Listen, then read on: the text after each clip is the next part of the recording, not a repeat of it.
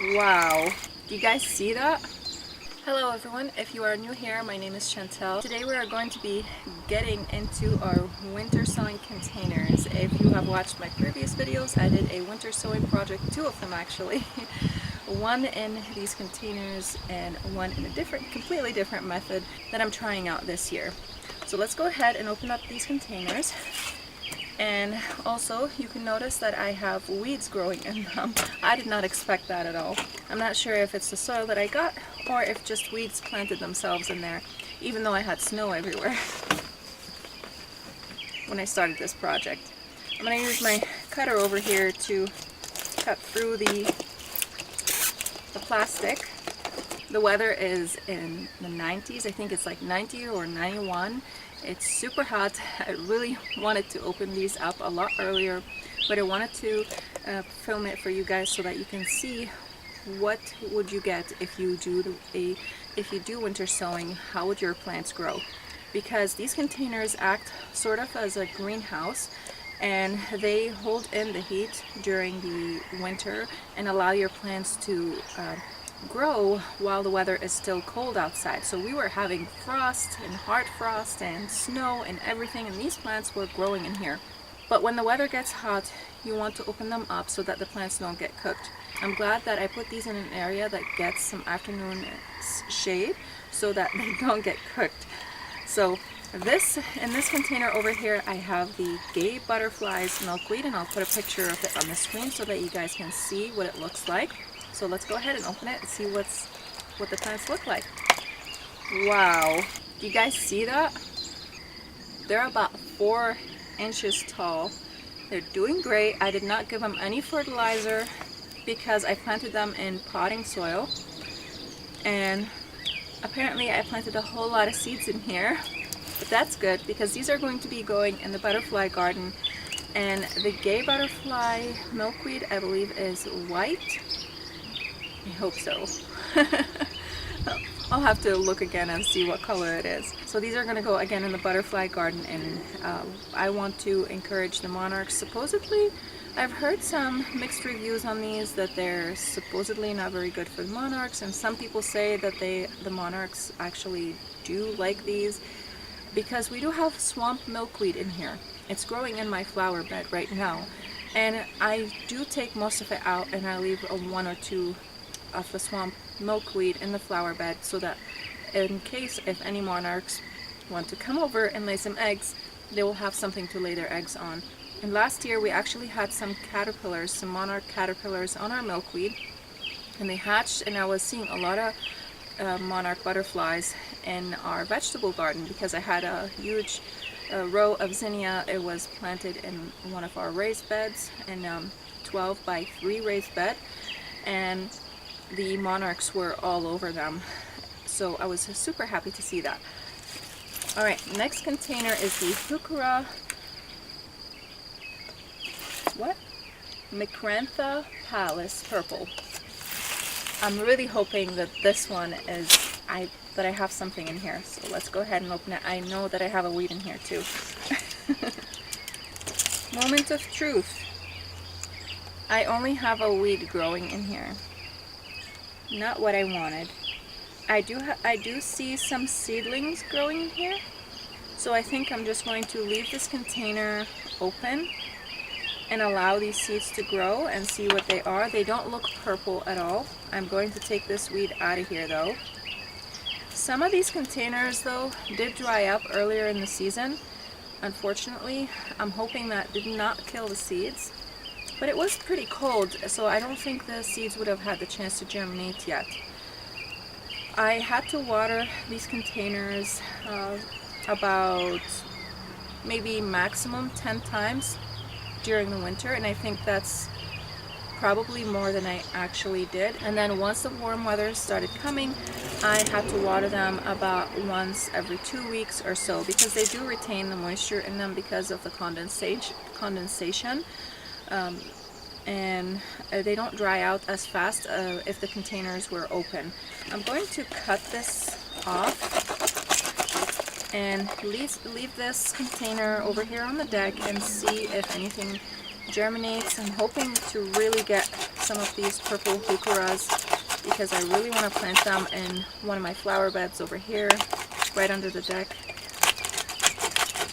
The nice thing about doing winter sowing is that you don't have to do a lot of care for your plants because they just kind of grow on their own mostly. You have to water them every now and then, and not that often. So if you keep them in a place, in a location that is close to your water source, and that's easy for you to get to, it's going to be a lot easier for you to care for. But just make sure that they're in a location that receives a lot of sunlight so that they would germinate a lot quicker for you, and the plants would receive the adequate sunlight that they would need.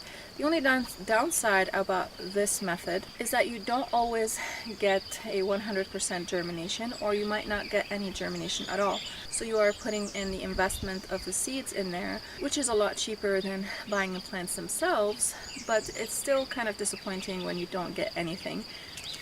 I'm hoping to get something out of this. This is the Nora Barlow Pink Columbine. I've had some mixed results with the columbines this year. We'll see. Hopefully this one has something in it. Nope. Another weed. I think I have to plant the columbines indoors because they are surface sown and they require light to germinate. And if the surface of the soil dries out, it would be very unlikely for the columbines to germinate. And unfortunately, again, some of these containers dried up. So I'm going to try again and plant them indoors. But I do have a big flower project coming up indoors, so I'm not sure I'll have the space for that. The next one is the Green Twister Echinacea. Okay, I got something and a weed. I have. Let's pull out the weed first.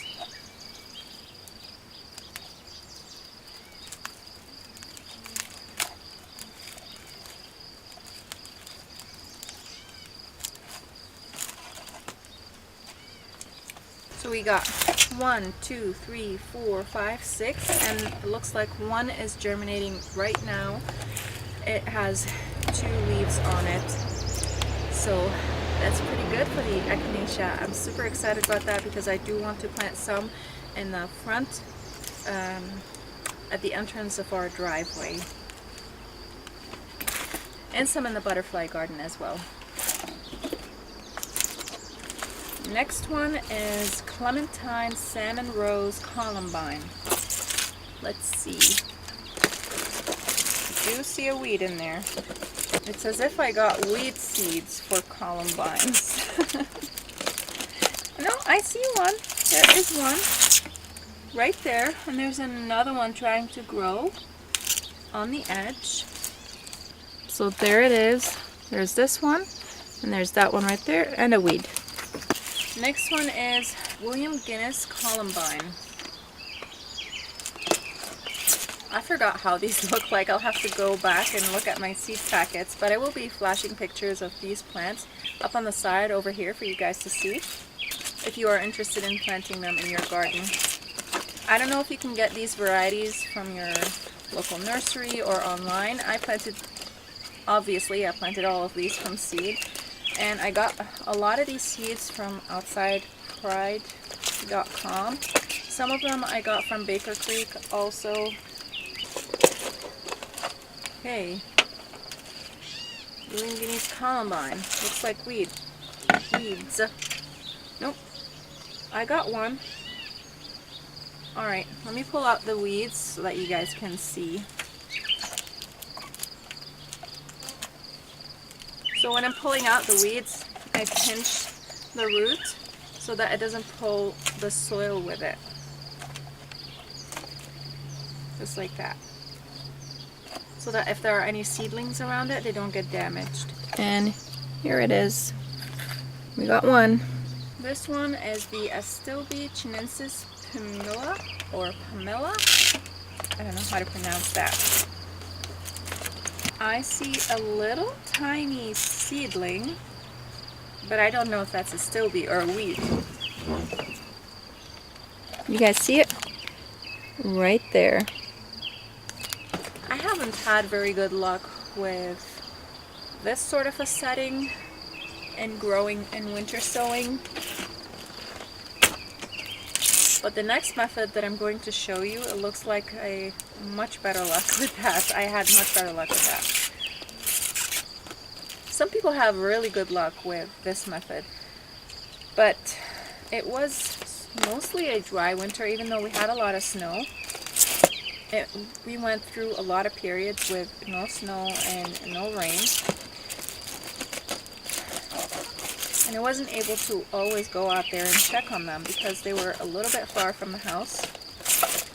I think next time I do this method, I'm going to put them over here on the deck so that I can keep monitoring them, make sure that they are not dying out, and so that they also don't get overwatered, because that can happen too.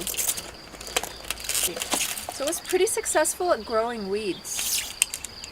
So, I mean, I don't know, you can call that a success, right? But it does look like I have some plants in here. This is the Lavender yarrow. You got some yarrow. And it's a very different texture than I was expecting. I was expecting like the fine, feathery texture, and this is not like that. This is more closer to the texture of Shasta daisies, but with a slimmer leaf, and it has jaggedy edges to it. I'll give you a close-up so that you guys can see, but first let's pull out the weeds. Again, I pinch. Let me bring the camera closer so that you see how I take the weeds out. So here's the bottom of the weed, right here.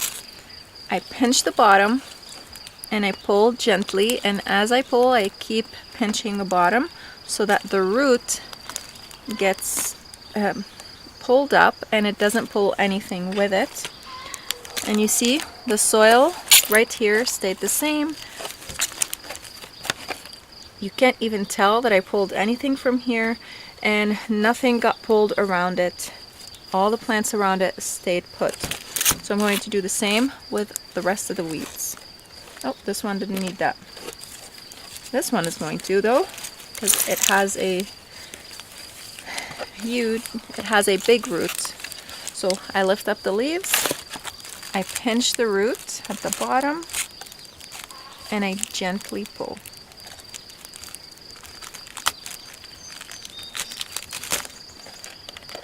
There we go. This one's just going to come up very easily. And this one too. Alright, so we have here a couple baby ones right here, and another one right here. And we have 3 good sized ones. 3? Yeah. So we have 3 good sized ones. This one right here in the middle, and this one on the side. This one looks like it has a few stems to it also. So this container did pretty well. The last one of these containers is the Heuchera sanguinea firefly. Hopefully we got something on this one.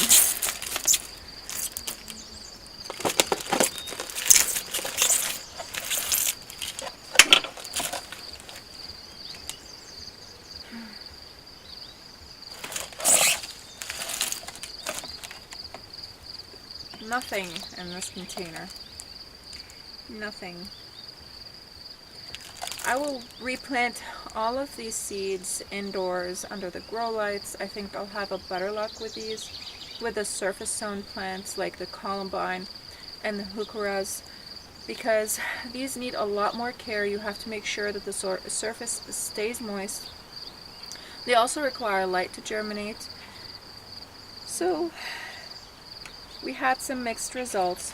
I got a little bit of columbine to germinate, which is okay. I got all the yarrow, looks like all the yarrow germinated, and the milkweed also, all of it germinated, and the echinaceas as well, all of them germinated. So I had good luck with these plants, but anything that is surface sown, I did not have any good luck with. So right now, let me clean all this up, and I'm going to bring the plants that I did winter sowing on with a completely different method and show you the results on those. So this is the second method that I did, which is the tub method. I was thinking that the tub is going to act sort of as a greenhouse, and it did. I drilled holes in the container lid, and I also drilled holes in the bottom to allow for drainage, and I left it completely covered until the weather started to warm up. And whenever we were having frost, I would cover it up again just to make sure that these plants don't get any frost damage. And I'm glad that I did, because we got a few hard frosts, and we actually got a pretty late hard frost that did a lot of damage on a lot of perennials, which is pretty sad, but that's okay. They're bouncing back again. It's not a big deal. They just they look a little wary. So in this tub over here, I have only flowers, and I had a pretty good success rate in here. Although this, I had an accident happen where we were having a pretty strong windstorm. I don't know what that was. We were having a pretty strong windstorm in the winter, and it flipped the whole tub. What's wrong with me? I can't talk right now. And it flipped the whole tub over, and all the soil was just mixed everywhere, and all the seeds were basically obsolete, because a lot of these plants are surface sown, and I couldn't find the other seeds that I had planted in there. So I had to replant everything. I filled the pots with the soil again, and I replanted everything. The only downside with this is that in some of the holes that I had in the lids, let me bring it and show you, were creating gigantic drops, and I think they were collecting the water and then dropping it on the plant. So a lot of these, well, not a lot, but some of them ended up with huge divots, like this one over here. But the plants still germinated. So I suppose that's okay. And I think those are the ones that are not fully open. It acted like a really good greenhouse, but that's the only downside that I saw in it, is that one, you want to put it in a wind protected area if you have a lot of wind. So I brought it over here in the winter, and the other downside is the huge droplets that were dropping directly on in the middle of the containers and causing huge holes in the containers, and some of the plants did not germinate because of that. Also, another downside is that if you don't have your holes directly over each of these containers, then those containers are not going to get any water, and you're going to have to water them. So I did water this very regularly. I think probably like once a week I ended up watering it, because this heats up and the soil dries up very fast, because it is such a good greenhouse. So you have to stay on top of it and continue to water it. So I just used a water mister. I'll put a link to the one that I used down in the description box below. And I would water these about once a week or so to make sure that the plants will germinate. And I'm still doing the same thing right now. Actually, no, right now, because they have big roots, I am using the hose. And I gave them fertilizer for the first time, and it looks like it made them very happy. So let's go ahead, break into the plants, and show you what I have in there. The jet black hollyhock, and this has a beautiful dark bloom. It looks black, and these are going to go some, probably most, in the apiary garden, or what's going to be called the potager garden.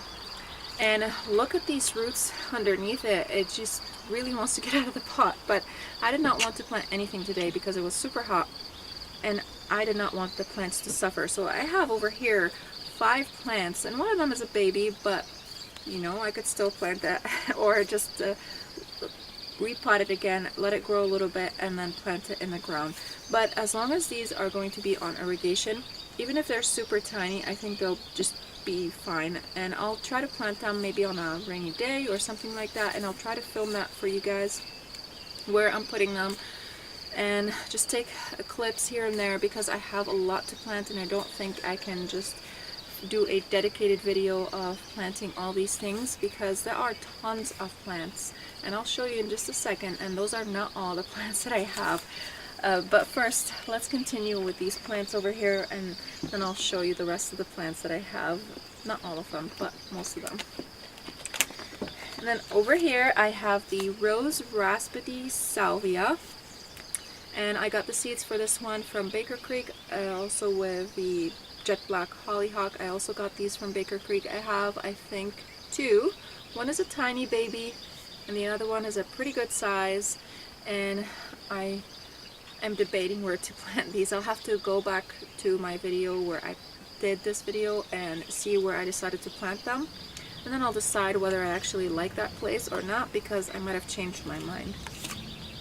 And over here we have the Paradiso Super Duper Echinacea. I think we are getting some more blooming, sprouting right now. Some of the seedlings are super tiny, so it's a little bit difficult to tell if these are echinacea or not, because this is my first time planting echinacea from seed, so I don't know. This one is an echinacea because I can tell from the true leaf right here. This does not look like the true leaf of an echinacea yet, but I'm going to give it a chance and see. Same with these two over here.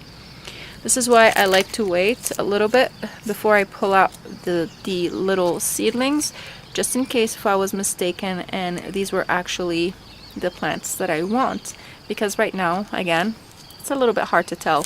And this is what I encourage you to do if you are new to gardening, or you're an experienced gardener and this is the first time you have planted that plant and you don't know what the seedlings are supposed to look like. You can wait a little bit until it gets its true leaves, and then you will be able to tell if that's the plant you planted or not.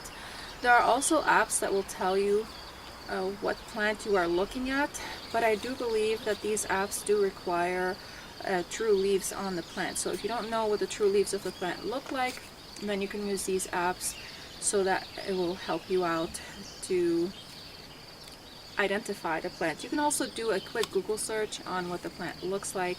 If you just type in the name of the plant on Google, it will show you what the plant looks like. You can click on the images button and then you can see all the different images of that plant, and you'll be able to tell if those are the true leaves that you want or if those are a weed. This one right here is the Rose Mint Agastache with a whole bunch of weeds with it. I don't know where I got these weeds. I didn't plant weeds. Oh, I got another seedling popping up. Hopefully that's another Agastache. I have two of them in there. Oops, that's not what I wanted. So I have two little tiny seedlings and two that are a little bit bigger. Unfortunately, I chopped the roots off of these weeds. So these are the two little seedlings and the two bigger plants with the true leaves on them. And here we have the Rose Raspberry Salvia. The only thing I see is just two little tiny seedlings, and I'm not sure if these are actually the salvia or not. Another Rose Mint Agastache.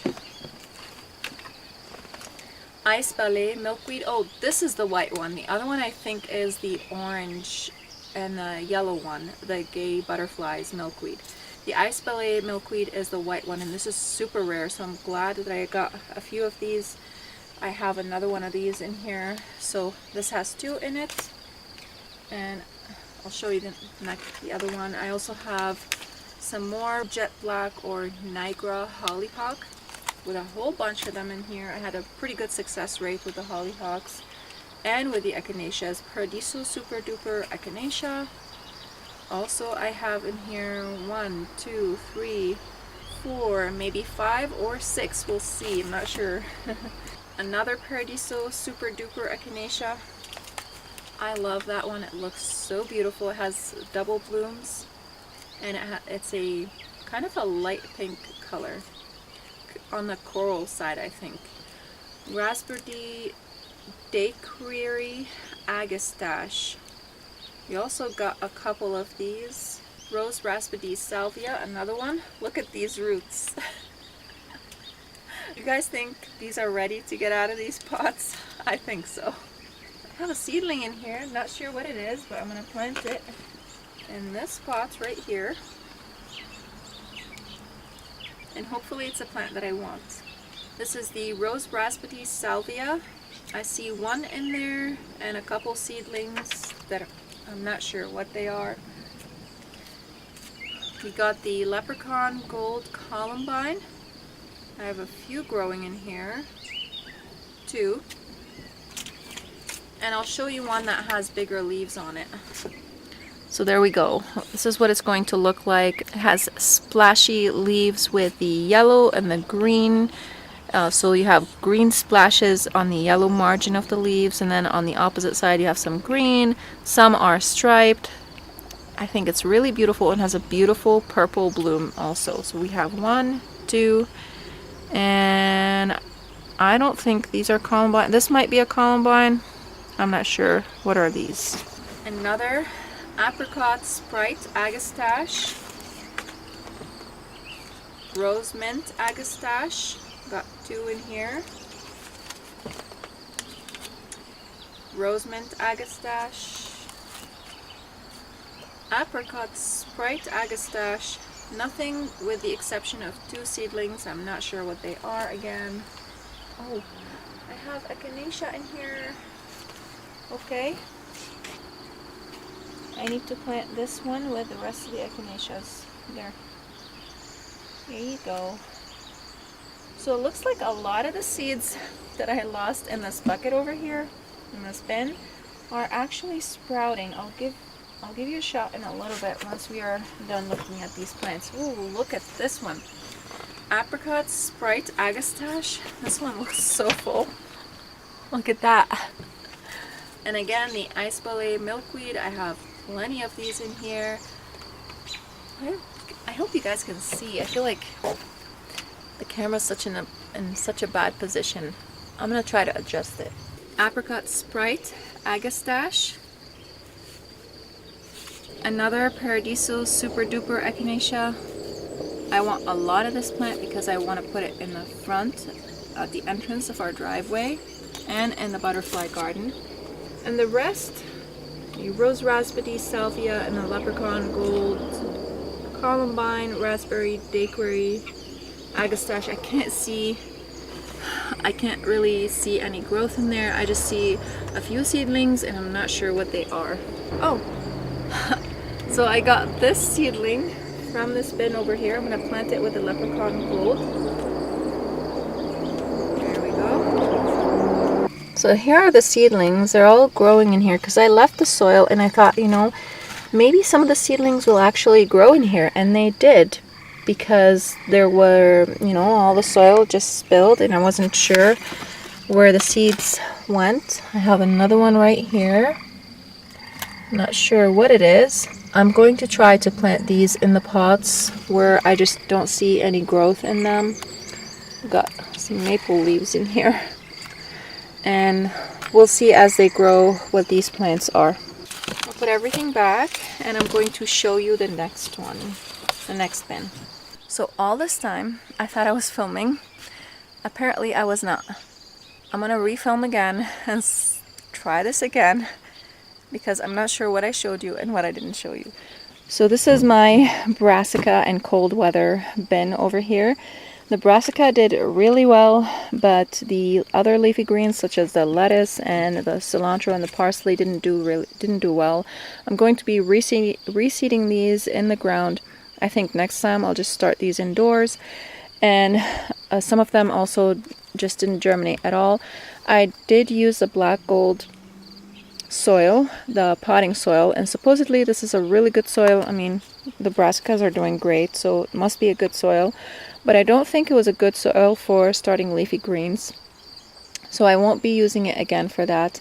And I will be starting leafy greens either directly in the ground or indoors. And now let's go ahead and show you my seedlings over here. So I have over here some Salvia. This is Project Salvia that you'll be seeing in an upcoming video, and this is super exciting. I have the perfect place for them. I have here some hot and sweet peppers and some more Salvia, and even over here I've got a mango tree growing and a pineapple that's just starting to put on some growth. It's hard to see, but I can't really reach it right now because I have these in here. And I also have some pomegranate seeds, so all these are not able to grow out here in the winter, so I'll have to keep them indoors. And once they are a little bit bigger, I'm going to be separating them, putting them in different pots because obviously they can't live together. And over here we got some eggplants, some carnations, and blue flax, and the blue flax is starting to put on some flowers, and some cosmos, and some other flowering annuals in here, some status, and sweet alyssum, my dead lavender. Oops, that was my mistake. This I did not plant, I actually got that from Home Depot. This is a rosemary.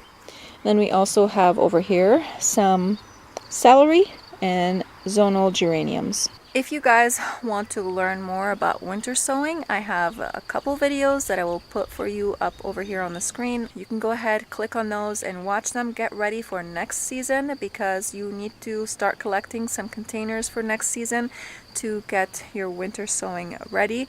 And because you don't want to reach that winter sowing season and end up not having any containers or any bins to plant your seedlings in.